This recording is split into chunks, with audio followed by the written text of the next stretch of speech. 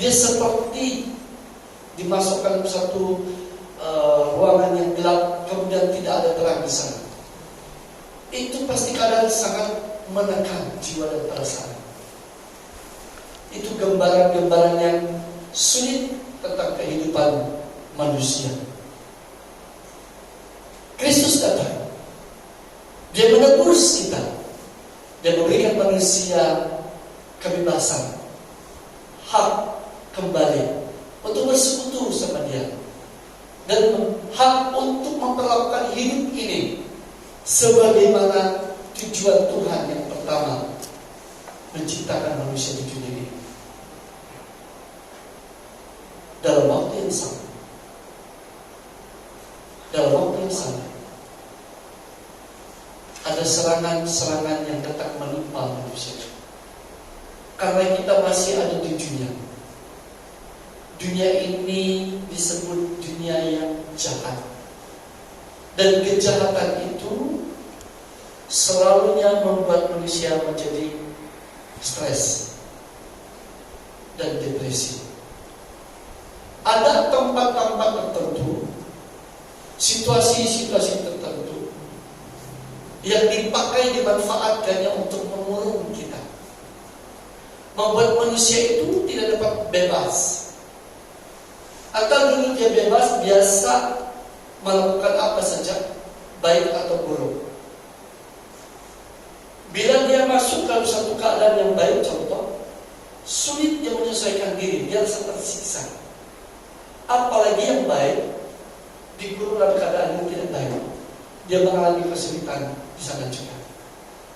Meskipun kedua keadaan ini berbeda, tetapi bila berganti tempat, kedua keadaan ini memberi tekanan kepada orang yang berbeda ini.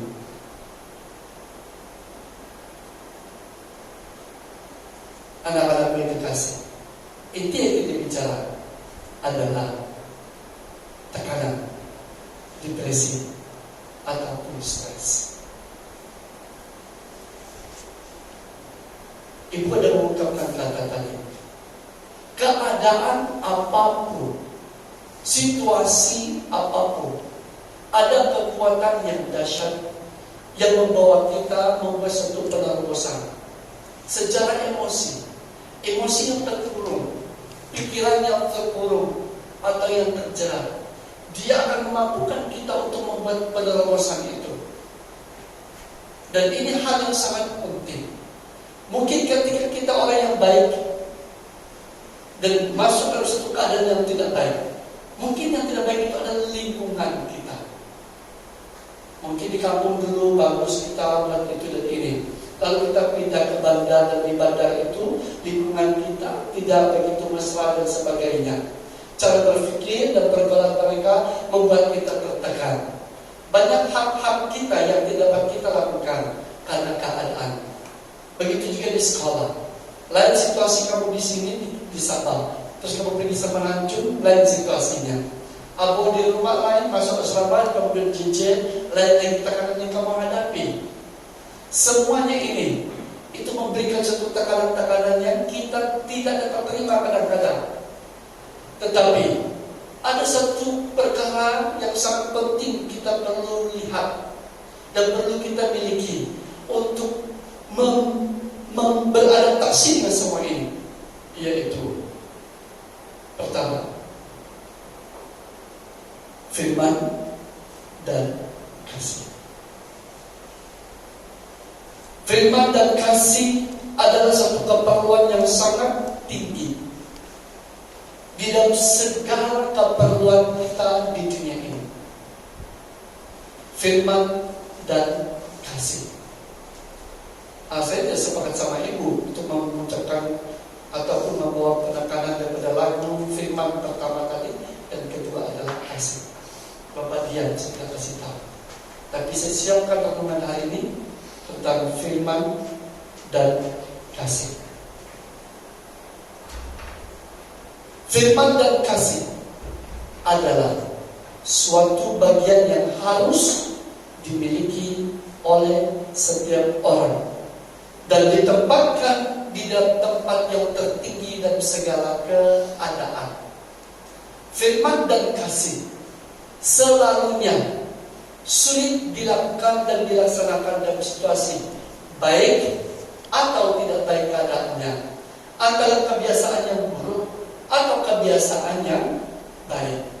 Mana-manapun kedua keadaan ini kita anggap aman atau tidak aman, ingat baik-baik, firman dan kasih membuat segala-galanya menjadi lebih baik, membuat segala-galanya lebih jelas, membuat segala-galanya dapat kita nikmati apa yang ada pada kita.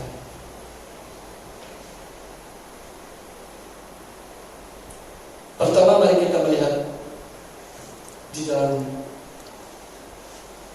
Lukas pasal 21 ayat 33. Lukas 21.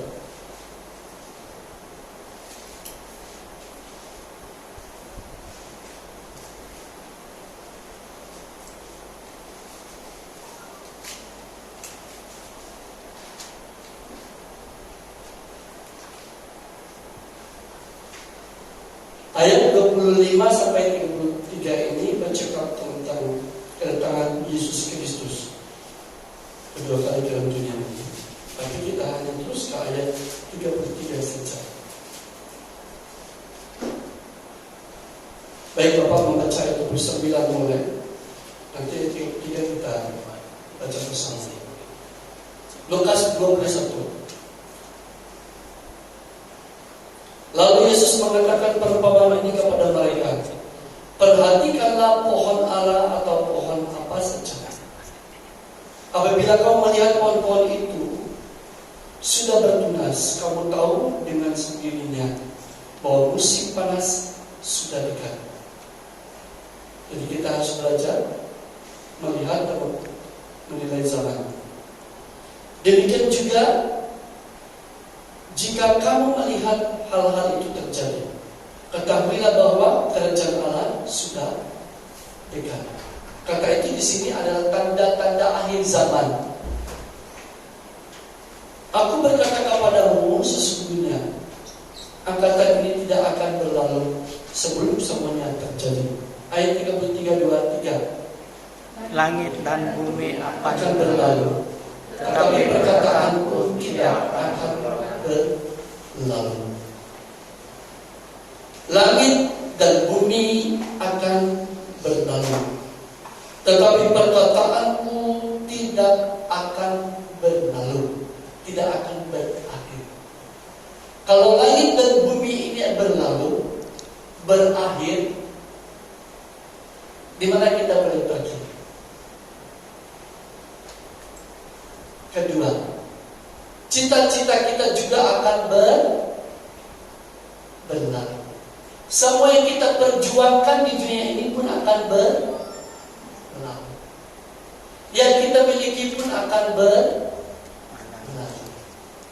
Semua yang kita bangga akan berlalu.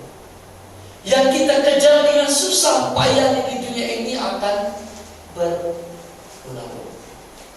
Yang kita pelihara bagaimanapun akhirnya lisut, layu, dan berlalu. Ya, mari kita pilih. Firman Tuhan mengatakan apabila yang tidak pernah layu, tidak akan berlalu itu menyatu dengan yang tidak, yang muda ataupun yang tidak kekal itu, yang tidak kekal itu menjadi kekal.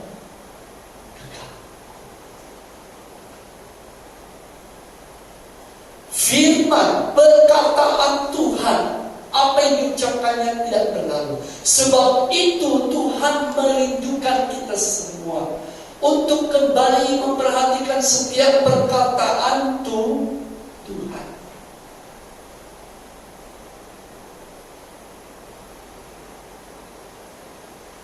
Ayo kita perhatikan setiap perkataan Tuhan. Kemudian kita perlu percaya.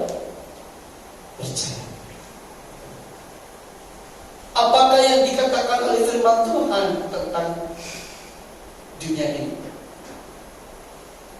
Dunia ini penuh dengan apa? Penuh dengan apa? Dengan apa?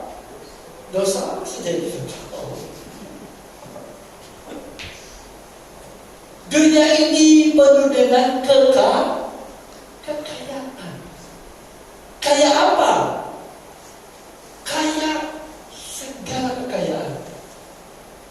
Kalau disebut kekayaan, kenapa? Apapun yang dicipta di dunia ini bisa bertumbuh berkembang begitu luas. Dulu mungkin kita ini yang Bapak juga ada ajar. Bapak dalam kisah zaman seperti layang-layang dulu. Ini mula-mula saya jadi sekitar bentuk layang-layang. Saya katakan beginilah, bermula ciptaan, dia akan berkembang. Dosa bermula di sini, juga makin berkembang. Alkitab firman Tuhan katakan apa? Manusia semakin pintar berbuat dosa. Apa itu dosa? Dosa itu yang menentang firman Tuhan, yang merendahkan firman Tuhan, yang mengetepikan firman Tuhan, yang tidak mengindahkan firman Tuhan. Entah itu bentuk menakutkan, meragukan, mentiadakan kenyataan firman Tuhan terjadi. Semuanya itu berkembang di dalam otak, dalam pemikiran, dalam perasaan, dan banyak akal manusia dan keinginan, kekuatan manusia kelebihan apa, semuanya berkembang. Ini negatifnya. Positifnya, kemampuan kepintaran manusia itu terus berkembang. Ini kaya. Teknologi bertambah, berkembang, terus berkembang. Dan kejahatan manusia yang begitu luar biasa itu membinasakan. Yesus datang, terus di sini kamu lihat layang-layang itu akan balik ke sini kan bentuk dia. Dunia akan berakhir. Yesus datang untuk mengubah perkembangan itu.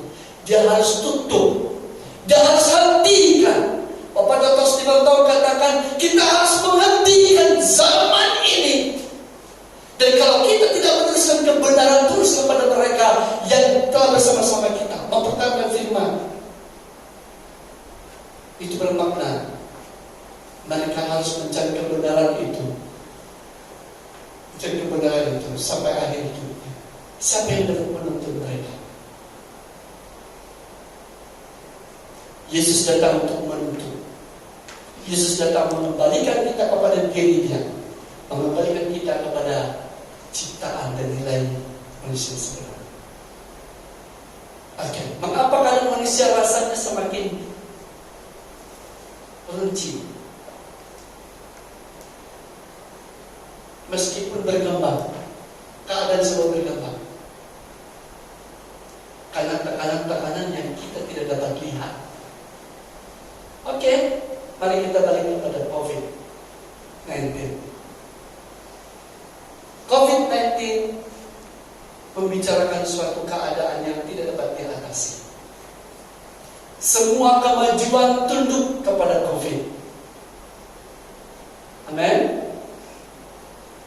Siapa yang tidak tunduk kepada dia? Firman Tuhan mengatakan pengetahuan akan berakhir, semuanya akan berakhir, semuanya akan berakhir. Hikmat manusia itu akan berakhir, kekuatan manusia akan berakhir, kepintaran manusia yang macam manapun akan dinyatakan kebodohan kita luar biasa. COVID sampai hari ini belum ada obatnya. Begitu manusia mungkin menemu obatnya, datang lagi COVID yang baru. COVID-20. Masih sanggupkah duduk di rumah? Semalam kami banyak bicara tentang masa depan dan proyek kami. Balik dari sini. Iblis dia cetuskan dengan air matanya yang berlinang-linang.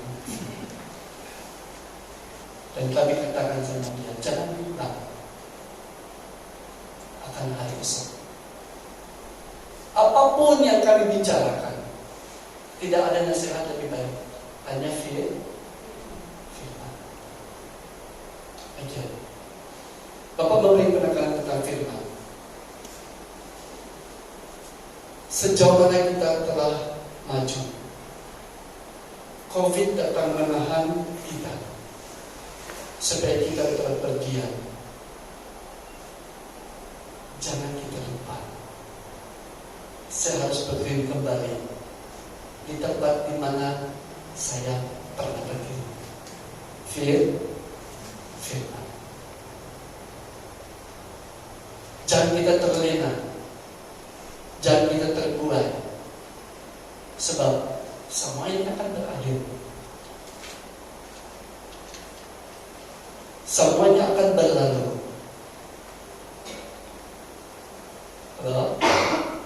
Kalau begitu anak-anak yang belajar, ayo belajar saja. Yang bekerja terus. Yang punya peluang mencari dan meningkatkan apa saja daripada kita, silakan tingkatkan.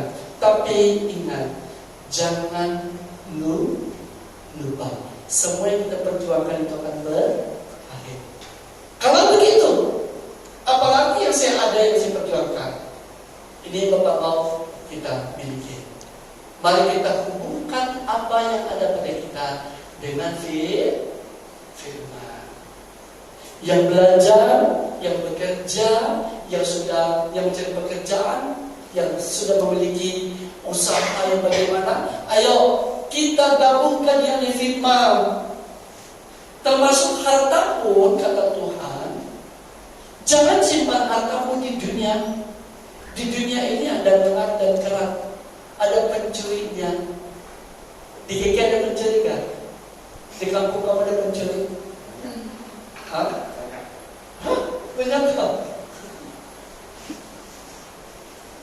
Di tempat Pak Dison ada pencuri kan kampung? Kalau Ken?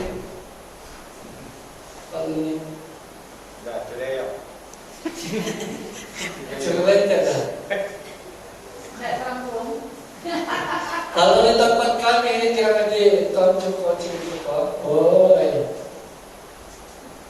Itu lada apa terang? Lada ini lada yang biji-biji. Kan itu kalau dipetik lambat ya. Lambat kan? Caranya apa?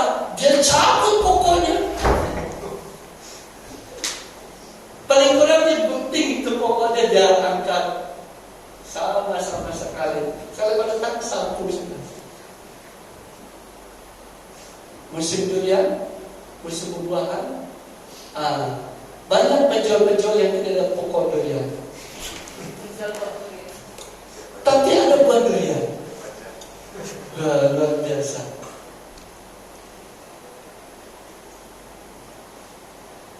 Di dunia ada pencuri. Tuhan berkata, apa yang kita ada, ayo kita persembahkan kepada Tuhan. Ada sempat Bapak bicara tentang Allah adalah Tuhan atas segala usaha. Bagaimana kita berjuang, berbisnis bersama dengan Tuhan. Ada Bapak jelaskan Tuhan, tapi itu hanya singkat, belum Bapak sambung. Insya Allah tahun ini kita boleh sambung. Tak datang.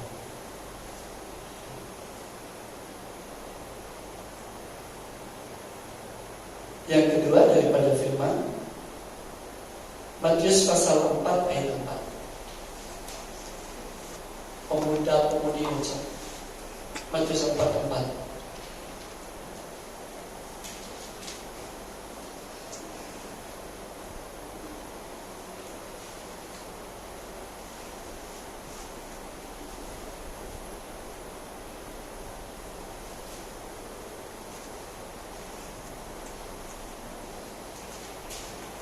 Ketika Yesus dicoba, Matius pasal 4 tempat 1, 2, 3.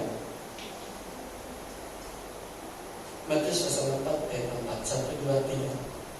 Tapi Yesus menjawab, Ada tertulis, manusia hidup bukan dari roti saja, tetapi dari setiap firman yang keluar dari mulut Allah. Ya. Langit dan bumi akan berlalu, perkataanku tidak akan berlalu. Tentang iblis mencoba Yesus.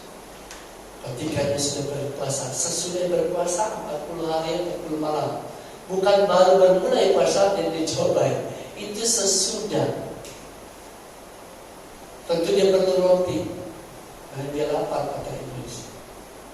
Tapi Yesus berkata, manusia hidup bukan dari roti saja, tetapi dari setiap firman yang keluar dari mulut Allah. Bapak ingin tanya, relevankah firman Tuhan yang diucapkan setiap yang diucapkannya dalam segala konteks yang kita alami? Relevankah? Betulkah relevan? Situasi ini, renungan ini sederhana, tidak perlu saya teriak-teriak. Tapi penekanan ini luar biasa. Relevankah?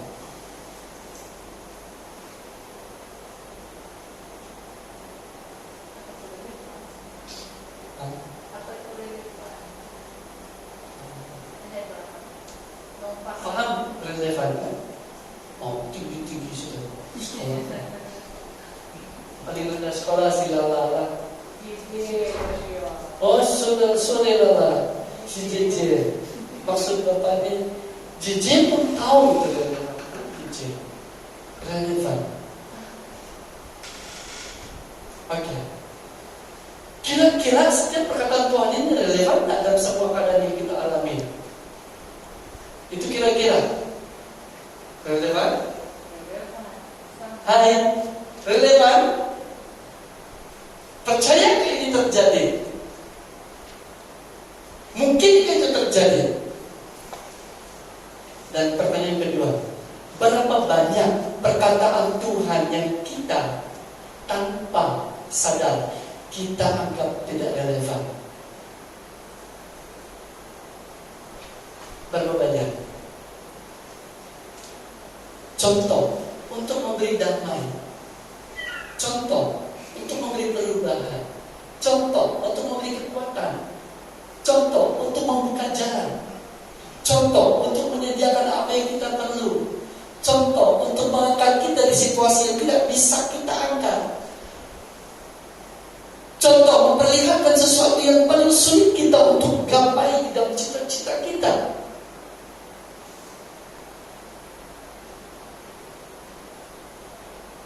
Kalau begitu, COVID harus terjadi. Harus. Apa yang saya pelajari pada COVID, Tuhan sedang memanggil kita kembali kepada Dia. Ketika COVID terjadi, seluruh dunia kacau balau, mencari-cari kepada siapa mereka minta pertolongan. Akhirnya mereka yang sudah tinggalkan firman, yang tidak mengakui firman, berbicara di pinggir-pinggir jalan dan berkhotbah untuk kembali kepada Kristus. Hanya Yesus, hanya Yesus, hanya Yesus, hanya Yesus, hanya Yesus, hanya Yesus. Mereka tidak kira diapakan. Mereka tidak tahu malu. Mereka tinggalkan apa saja pun. Mereka berkhotbah di jalan-jalan, di negara, di negeri yang memang anti-Christ.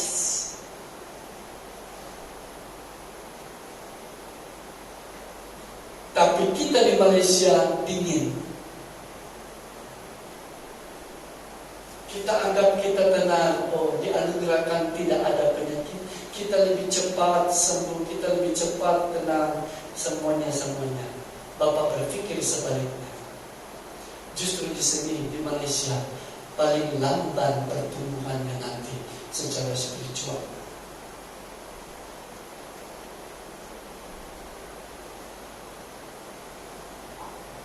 Masih ingat doa penglihatan orang Afrika?